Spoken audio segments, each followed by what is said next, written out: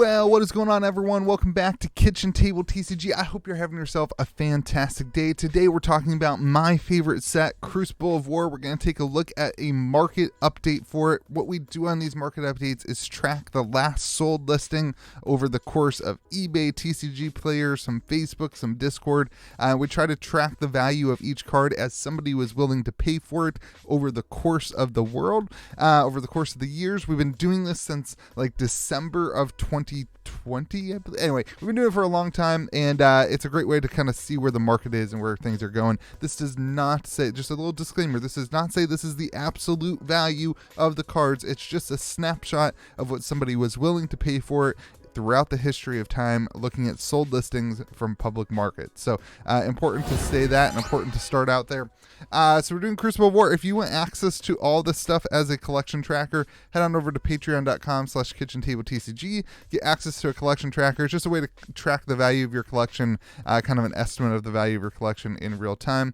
We also have part of Patreon awesome tournaments and leagues and 3 armory events a week for you if you're interested in Flesh and Blood, and a discount code for minmaxgamesfab.com. Right now, you can, as a viewer, get $5 off your order of $50 or more in the link in the description. But if you're a patron, you get 5% off every order. And with Everfest coming up, you may be able to save yourself some money on the singles you need. All right, let's talk about Crucible of War. Box prices are absolutely all over the place. eBay, you're going to see boxes around like $675 to $685. TCG Player, there, we're having a lot of volume sold. 2 boxes sold at $755. So like that's what we're going to go with, because those are like the most, like, I don't know, the most recent sales, and there's 2 of them back to back. I don't know. The volume of this stuff is interesting. There's not a ton on the market. But you know, it's just interesting to watch it. And again, eBay sold listings are sitting around 600 and like 690 about, and then TCG Player 754. So I don't know. I'm trying to just pick a market and try. It's just weird. A lot of things are selling for more on TCG Player lately than on eBay. I don't know if there's a difference in taxes and fees or whatever, but the price point for a box right now, you should expect to pay between $700 and $750, I would say, for a box of Crucible. All right, looking at Arknight Shard, you've got no real change in the Shard. I haven't seen a Shard sale for quite a while. The Unlimited Shard, though, is up 18% to $400. I don't know, maybe Viserai running this in the top deck list. I think it was in Australia, the winning deck. Maybe that pushed it up a little bit, but people getting ready for Pro Quest, if they're playing Viserai, maybe they're going to throw in the Shard, and you know, obviously the Unlimited one is the one they're throwing in their deck. So, all right, let's take a look at First Edition. Twinning Blade Extended Rainbow Foil is up 17%, a sold listing there. Spring Tunic is down 3% to an average of up 5% to an average of $1,181. Cheyenne, I have not seen a Cheyenne sell for quite a while either. Lots of graded ones floating around, but not really a ton changing hands. And yeah, anyway, so First Edition Legendaries, that's that.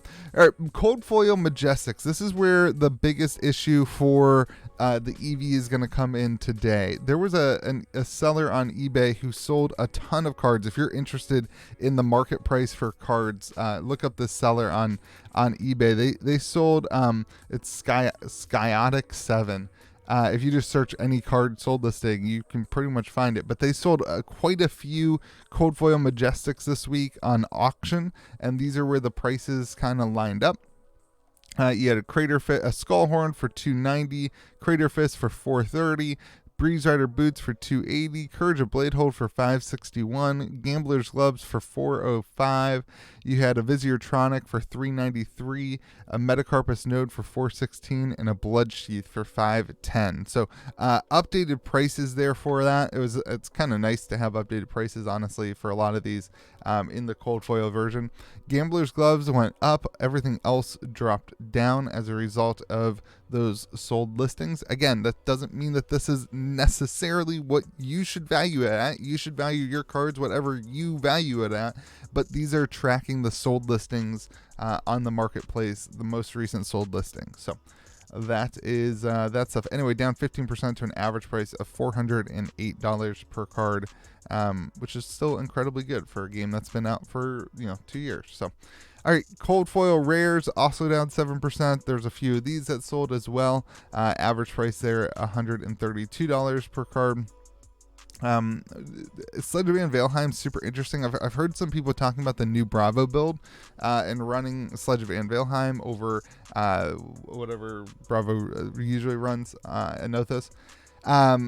Just based on some of the costs of the anyway, that's an interesting take. I'm not sure why the cold foil version would be spiking as a result of that, but maybe. Anyway, average cold foil rare is sitting at $132. Flood of Force, the big foil majestic winner, up $25, up 308%. This was a big spec with people running with those new ninja combo lines for Flood of Force. Shout out, there's somebody, I don't remember who it is, there's somebody in our community who has been buying Flood of Forces for quite a while.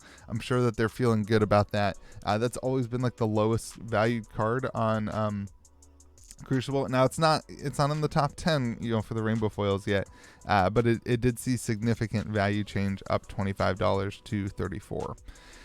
Eighth Rise, another one with people thinking the wizard stuff popping up. It'll be interesting to see if these prices hold and if these cards are put into decks. Anyway, we're up 6% to an average of $30 for the rainbow foil majestics. Regular majestics are down almost 5% to an average of $16. You had some of the Mega Neck Shockwave Massacre. You can kind of take a look at the things that went up and down.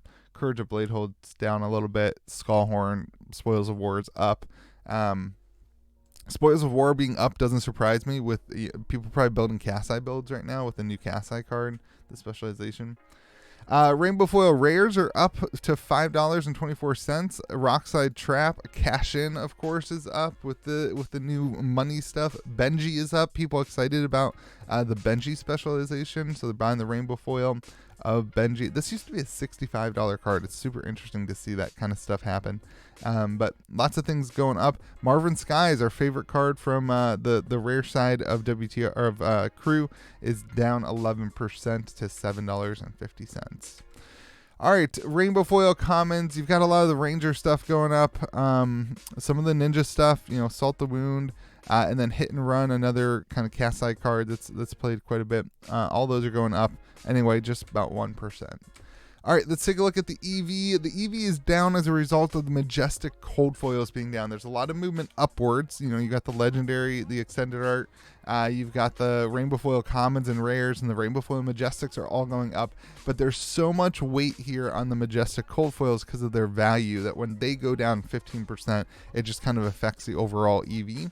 So if you're going to open up 40 boxes, and this assumes pull rates, and those pull rates are probably not perfect. If you watch my video from today, it's very apparent that the WTR pull rates are different, in my opinion, than what we've been all thinking.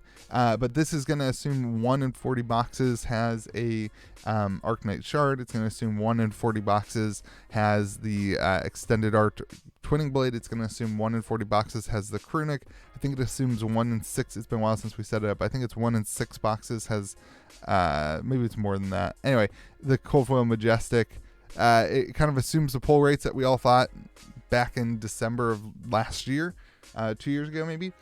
So that's all done, and until we get official pull rates, I don't know. Let me know if you. Anyway, sitting there, we got the if you open up 40 boxes and you don't sell the regular commons, you're at $620 per box. If you just open up a case. If you open up, just like 10 boxes, you'd be sitting at $535 per box. And if you just open up one box, your EV is sitting around $444 per box. This doesn't include the Fabled or the Legendary. This one doesn't include the Fabled. This one includes the Fable, but not the Common. So that's that. All right, let's hop into Unlimited. The Tunic down 7% to $133. The Cheyenne is up to $93. You've got Rainbow Foil Majestics. We'll talk to you about the overall at the end. This still isn't updated, but Flood of Force also going up. Absorption Dome going up. Mangle going up. Breeze Rider Boots going up. Remorseless, no surprise there, going up. Lots of change in those. Courage Blade Hold kind of sitting the same, still at the highest value card. Cokes of Commotion going down. I don't know why people are sleeping on Cokes of Commotion still. You know, we've gotten more PvE promise than ever. All right, Poison of the Tips is up a little bit. Not really any change in the regular Majestics, to be honest. We'll show you the overall change here at the end. Unlimited Rainbow Foil Rares on average are up 7 to 77 cents, up 23%. Cash In, definitely a card that saw significant value add this week, up 500%. Mandible Claw also up. Sledge of Valheim also up. Benji also up. Lots of, you can kind of see what people are building for Blitz for sure with this set right now. Regular rares, even the cash in, almost at 50 cents there for the regular rare. All right, Rainbow Foil Commons, Torrent of Tempo is up, Soul Beat Strike is up, Bittering Thorns, lots of Ninja, the Copper Token is up, that makes sense. Lots of interesting stuff going on with the market with these new, the new Everfest set coming up. All right, so I totally would tell you your Rainbow Foil Majestics are on average up 11% to $20, and your regular Majestics are, this is the contribution to the EV. So overall they are up 11%, and overall they are down 1%. So, yeah. So yeah, all right, let's hop in then to see what it is worth it to open a box. If you open up the 40 boxes, you're sitting at $96.40 per box. If you just open up about 10 boxes, so you got the average legendaries built in there, you're going to sit at $87 per box. And if you open up just one box, you should get around $76. The Majestic regular in this set is so important. And it's so spread. This is why I like supplemental sets.